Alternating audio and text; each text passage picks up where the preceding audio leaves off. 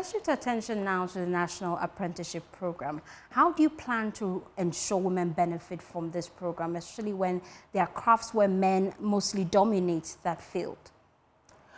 Well, you know, we'll be having quotas. And so we'll be looking at the various trades where women dominate. But don't, you know, these days you go out there, you find women in the featuring. But of course, we don't dominate. We dominate in bakery, we dominate in catering, we dominate in cosmetology, we dominate in hairdressing, we dominate in dressmaking. And so these areas, we will look at them more and bring on board a lot of young women who want to, you know, partake in this apprenticeship program. But there's a little twist to it right now. President Mahama used to do this. This is not the first time, actually, where the young ones were registered and placed in the various trades of their interest.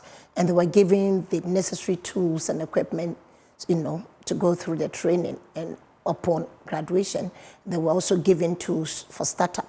At this time around, he's going to add what he calls, you know, a little bit of allowance, because from experience, some of these young ones, after they are placed, they don't go back because of issues with money for transportation from their places of abode to the center where they are being trained.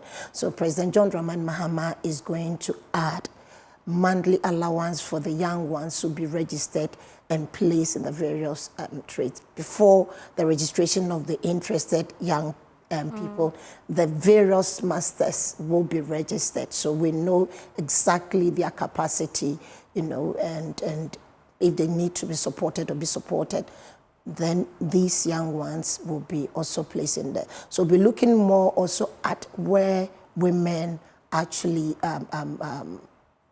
dominate. There's one part where every year he's going to set up, let's say, about 10,000 young girls who want to, let's say, go into bakery. Let me use bakery for an example. And they'll be given, you know, the oven, and they'll be given monies, and then there'll be off-takers.